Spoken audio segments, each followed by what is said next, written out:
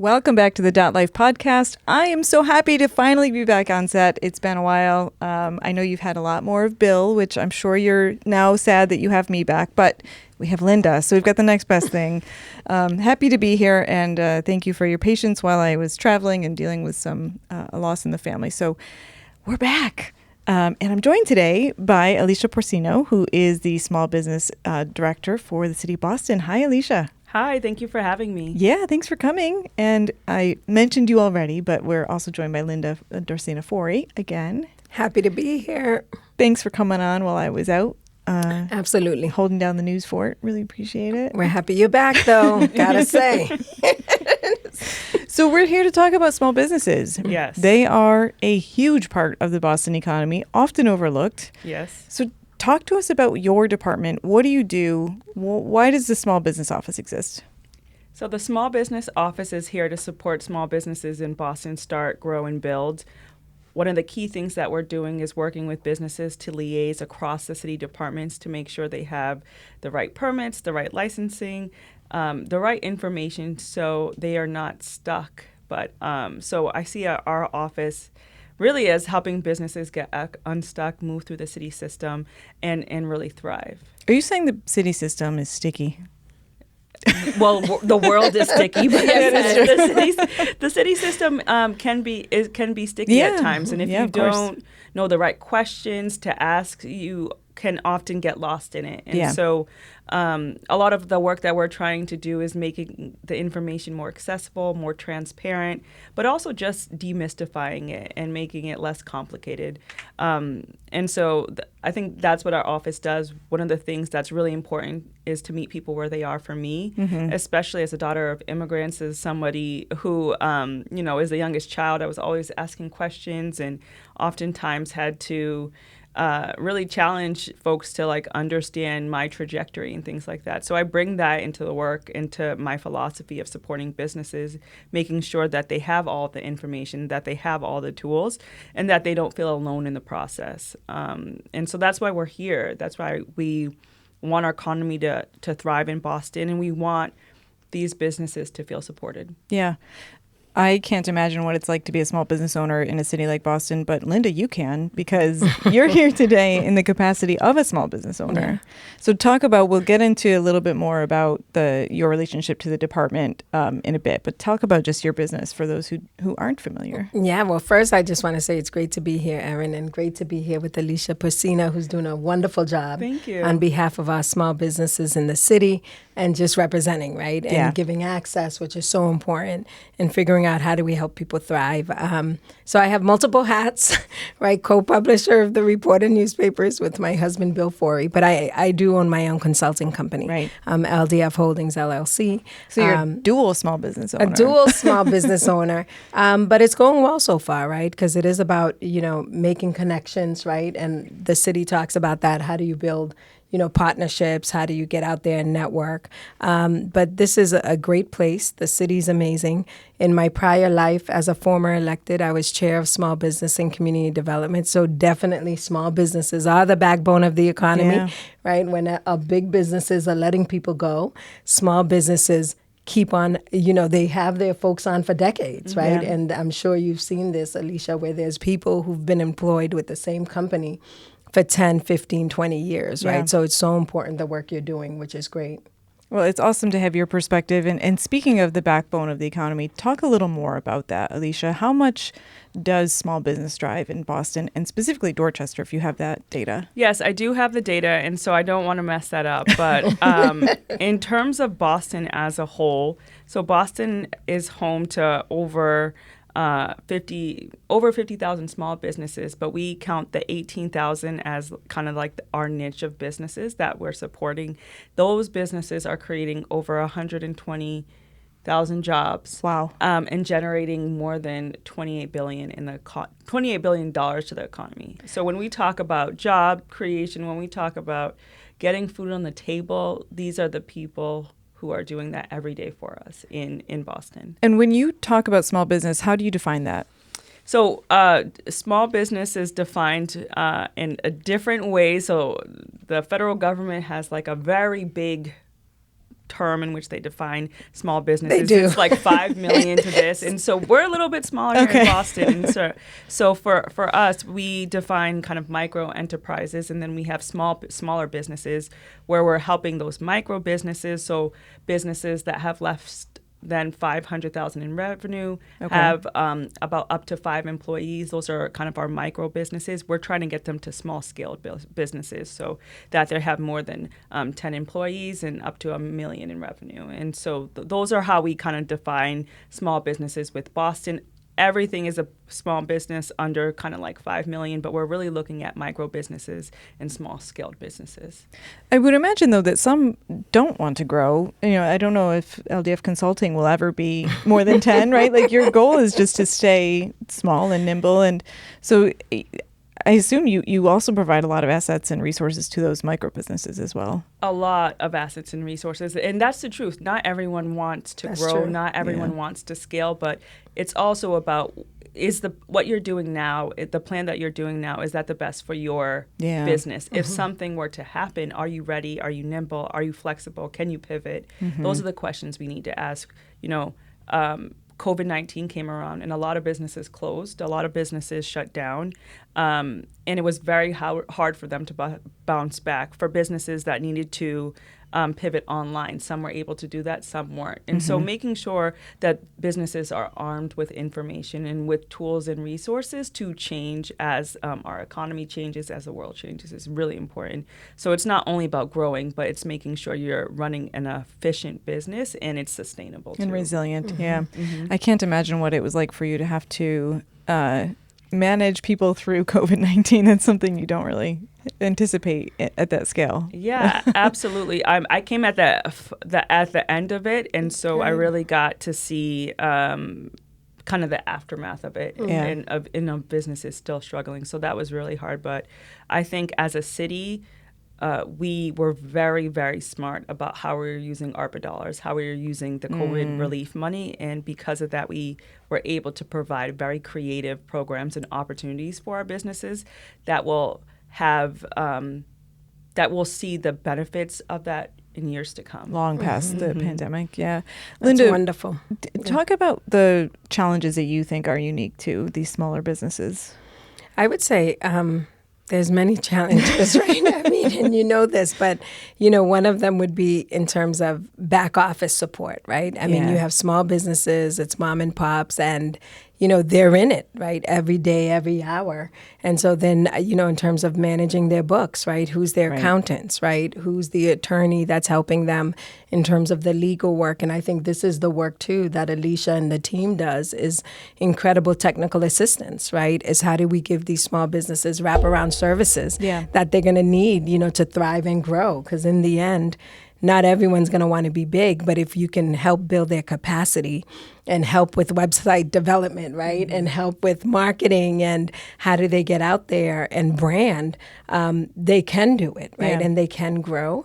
And so I think that's the big piece, is how do you give the wraparound services, which I know you're working on, right, and your team, to really lift up these businesses and let them know that this city's here to support you, right, and it's important. And being a child of immigrants like Aliesha, and I'm going to say we're like sisters from another father because it's Linda Dorcena Forry, it's Aliesha Porcena. I'm Dorcena. We are not related, but hey, sac passe, right? I know, right? But I think but it's important, right? And the other piece I'll say is that there's a large number of immigrants who are business owners here in our city, right? And that's who's making up the jobs and really getting people to work, and it's quite amazing. And it's folks from all over, Well, and the reporter is 40 plus years old. Yes, it is. Right? And it's a legacy business. It is a legacy business. But there's also those folks who are just starting out who may not even know what they need, right? Do you help support, like, hey, have you thought about your tax filing situation? Absolutely. Absolutely. I think one of the biggest things we can do is just give people the knowledge and information. So what are red flags? And so I was having a joke with some colleagues, and I was like, I have this idea to do a Valentine's Day special in February do you know, like the pop the balloon? Something surprise and, inside. somebody says something and you're like, that's red flag. And it's just like, how can we share that kind of information with business owners? So if your landlord is not responding to you, or your potential landlord is not responding to you, if they're making you sign a lease very quickly, what are just in making sure they have this information. If you don't have a lawyer on hand, making sure you understand what you're signing and understand what you're getting into. And so, and just exposing these red flags that often you don't hear until you go through it. Yeah. And it doesn't have to be that way. And so how are we creating a community of support? You can win, I can win, we can all win. So what does that look like? And the city wins because we're getting more tax revenue and more societal fabric. And so talk about that specifically to Dorchester at first. Of those businesses that you mentioned, was it the 18,000 that are in Dorchester? In Boston. So how many are in, do you know any About idea? 10% of all businesses in Boston are in Dorchester. So if you think about Dorchester, Dorchester is our biggest neighborhood. Yeah. It's represented by so many different cultures, so many different people. It's an exciting spot. So you have our little pockets of all different kinds of cultures. And so Dorchester is a big focus for our office just because it's so big. Yeah, absolutely. That's great. Do you have any favorites aside from the Dorchester Reporter? Any that you want to yeah, right. The Dot Life podcast. That's right. Come on. I know. We are a micro business. Just starting though. Well, let's see in 10 years, know. right? That's I true. know. That's true. I'm curious to know what your favorite businesses are. I would say that it depends on what I'm feeling. So if I want to, if I have a shopping itch, probably go to the local hand, and you can support a bunch of different businesses. If I'm going out to eat with my family, because we have a big family and there's a lot of little kids, and so we'll probably go to a Vietnamese restaurant in Little Saigon because they're just so accommodating to my family and all the kids. Wait, how many is a lot? Well, my kids? sister has 5 kids. Oh my gosh. Wow. Yeah. That's Beat a lot. me. Yeah, I know. Just got you beat. I know. Got me beat by one. Yeah. Yeah. So I'm definitely a proud auntie. So yeah. So Same. I get to bring them to a lot of different stores and restaurants and events across the city. And so there's just a love for Boston that I appreciate. In Dorchester alone, there's so many different areas that I love to frequent. I can't even state how much small businesses add to a community. There's nothing wrong with large businesses, but small businesses, the owners know you, they know your likes and dislikes, they understand the fabric of that community. I don't know, can you guys talk about your experience with just small business owners? And I mean, you are one. No, we have great small business owners, right? And all of Boston, yes, but I'm happy Dorchester is the place, Has the right? best The most ones. diverse community, the largest neighborhood in our city. Yeah. And I mean, and you can go to any pocket, right? And experience various cultures. And I think that's what's beautiful. Yeah. But people do know you, right? Right. If you visit the place so many times, with your nieces and nephews, right, and your family, I mean, folks get to know you and know your likes and dislikes. And it's really great because it does form community, right? And where people will meet up and just hang, which is wonderful. We had Seth Daniel on a couple of weeks ago. Actually, we have him on this week. But a couple of weeks ago when he was on, he was talking about Codman Square in particular and how that's been losing businesses. And that's actually shifting the culture of that area because, to your point, Seth would go in and they would know him and he'd shop there for years and he's lost that connection. Yeah. What does that do to a community when they lose, those core fundamental businesses like that? I mean, it does a lot to a community. I think it's almost like a loss of something you're so familiar with. Yeah. And so, it was so funny because I was driving by Nubia the other day and I was like, when did this building happen? Shouldn't I know this? Right. But I drive by every day and I'm like, why am I just seeing this now? So I think it's, we do want development. We do want for our neighborhoods to be beautified, but we don't want, how do you have development without displacement? What does that look like? And so making sure if the business wants to stay there, that they're able to stay there, they have a trajectory. But it is almost like a loss of community, I would say, when it comes to businesses closing down. I think one of the big things about my role that I take pride in is that, I bought my first home, and I'm saying first because, putting it into the atmosphere, maybe one day it'll be more than one. But I like it. But I can't even handle one right now. But I say that it was in Dorchester, but I say that to say I take a lot of pride in being able to drive around the neighborhood or walk around the neighborhood and say I supported this business. We worked on that signage. We provided them with technical assistance. This is people that I see every day. And so we know we're making an impact in the community, and you can see it firsthand. So that I take immense joy and pride in, and it's so important. Yeah, definitely. Let's focus on the old businesses, old, 10 years or more. So this is the OG businesses. That's right, the OGs. This is the 4th year of the Boston Legacy Business Awards. Correct. Can you talk about what those are and why they were created? So the Legacy Business Program was created from COVID-19 when we saw a lot of businesses closing, and businesses that were staples in the community, businesses who were beloved, and there was just no support for them. No safety net. Right, there was no safety net. So this in partnership, this is kind of Mayor Wu wanted to do something for those businesses. And so what came out of it was a legacy business program where we're supporting businesses who have been in business in Boston for 10 or more years. And it's all industry. You have to be a small business. But what we're really looking at as are businesses that are beloved by the community. So the nomination process comes from community members. So you have to live in Boston to nominate a business. And then from there, we have a full application process. But what the program does is support businesses to grow, to develop, for sustainability, for succession planning. But oftentimes we think that because they're a legacy business, because they've been in business 10 years, they might not need changes. They've got it sorted. They've got it sorted. And you can probably speak more on that. But, I'm a firm believer, if it's not broke, don't fix it. But we can accessorize it. We can decorate it. So there's always an area where we can develop and grow.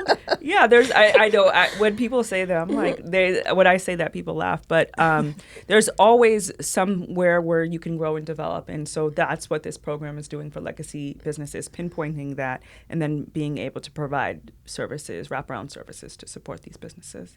I mean, Linda, I would imagine at 40 plus years in, it's still not set it and forget it with the business, right? Like there's always something. Always something, absolutely. And, Bill, I mean, he's on the show as the executive editor, right? Yeah. There's always something happening in terms of the journalist side and the story. So it's always shaping. But we were grateful, to be one of the Legacy Award winners 2024 last year. It was quite amazing, right? Because as the company Dorchester Reporter newspaper has been around for 43 years. Yeah. But to be able to get the technical support, in particular the web design, and working on that piece. Can we tease that? Is it? I'm not even sure. But the support. Can we? Sorry, honey. Breaking news. Breaking news. Oh, wow. No, but it was wonderful, right? And to be able to really have conversation, like Eric Estevez, Boston Main Street, is a friend, and was able to have conversations with them. We lifted up a foundation that's looking at and supporting community journalism. How do we create the pipeline of folks in our neighborhoods, right? From Dorchester, Roxbury, Mattapan, the city, who are interested in reporting and really creating that. And so it was great technical assistance and the support. And I say, everyone should apply, right, in terms of recommend your businesses that you love, because it's so important, and it was incredible to see so many people, right, and so many businesses from the city get recognized. Yeah. I knew a lot of them, I think, right? I was telling stories at some point, but it was great. So things that you may recognize you want to do as a business, but don't have the bandwidth or the knowledge or the resources to get them done, and that's where your team supports. So if someone wants to nominate a business, what's the process? So they can go online, and nominations are open until October 31st. That's so next Friday. Yes. Halloween. Halloween. No, And they can go to smallbusiness.gov/legacybusiness. You could just go to boston.gov/legacy. Ooh, fancy. Oh, See? look into Kelsey the camera coming in and with a say it. So Tell them. boston.gov/legacy to nominate your favorite business in Boston. And tell us why. And is it one nomination per person? Yes, it's one okay. So nomination. really pick your favorite. Oh, you gotta Yes. pick. Yeah. You gotta pick. Okay. That's exciting, though. How many nominations do you usually get? So we usually get over 1,200 Wow. a year. Are you yes. kidding? No. Oh You my should feel even goodness, better that's about amazing. Wow. Yeah, that is had amazing. no idea. Each year Oh, now, wow. people are like, well, why wasn't I nominated? I don't know. Talk When to your they- audience. Yeah, when they hear about it. And I've been in business this many years. I'm like, well, but that's also cool That's because it also gives people an opportunity to visit other businesses across That's right. Boston. So we're encouraging shopping local, shopping small.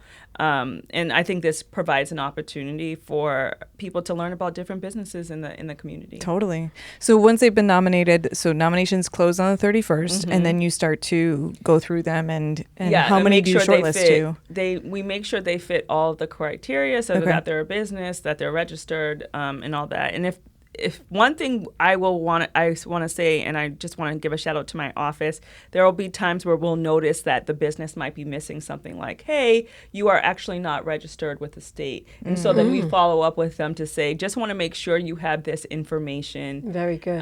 To make sure that we're following up and making sure that they know what they need to know. Yeah. And so it's not just, okay, we don't have this information, but we also say, like, I just want you to know this is also the Yeah. case. That's great. How do you help them? Great. Yeah, right. So we'll do, we'll vet those businesses or the nominations, and then from there we have like a shorter list. Then we'll go through that, and then the city council will. Is it the city council? Yes, I think the city council then reviews the businesses. They nominate theirs, and then a committee reviews and then we invite the businesses to apply. So not everyone gets to apply. We Okay. invite a shorter list to apply, and then So the you've committee been nominated reviews. and Yes. shortlisted. Would you Shortlist. like to Okay. apply? To, Yes. Okay, got Yes. it. Very good. Because Nice. I don't think we can go through 500 applications. That's 1,200. Yeah. I was like, You what? could just not do anything just a else. lot. Yeah. So when do they get announced? That's a good question. Okay. All right. We'll stay tuned. We have a very meticulous spreadsheet of a timeline, but I love to give Best a week laid or two. plans. Yeah, but we're hoping to share who is nominated or who are the legacy businesses in the new year. So early in the new Okay. year. Oh, good. Great. And what was it like when you guys won? It was amazing. Yeah? Yeah. It was wonderful. And then to be there with the other businesses around the city who've won. And, we visited a lot of them, Yeah. right? And like you're saying, you get to meet so many people. Were there any you didn't know, like hadn't heard of? Yeah, because, it's not just Dorchester, right? It's Right, everywhere, right? right. So it's Austin Brighton, it's Chinatown, it's like Eastie. downtown, Yeah. East Boston, right? Jamaica Plain, Rosendale, you name them. It's 23 neighborhoods. And, folks were there. And this year, we got to host it. My husband and I, we were the host for the Legacy Business Awards. Did you hand yourself the award? No. That was last Oh, that year. was We last got the year, award, okay. but this year they asked us to come Nice. and to be the host, and that was a lot of fun. So it was with Aliesha and everything, and we had a great time Was giving that out on the your awards. anniversary? It was. It was. Yes. Oh my goodness! It was. Yes. How did I forget? Yeah. Yeah.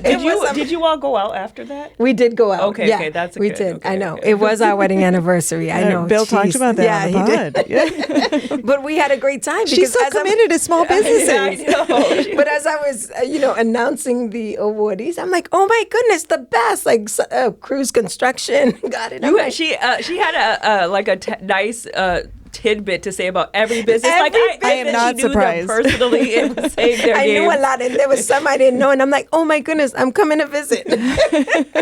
So that's a good point, though. It's not just like restaurants and stores. It's dry cleaners. Yes, it's everything. It's all like construction companies, law Yeah. firms, right? It's across the board. It can be It's anything. across the board.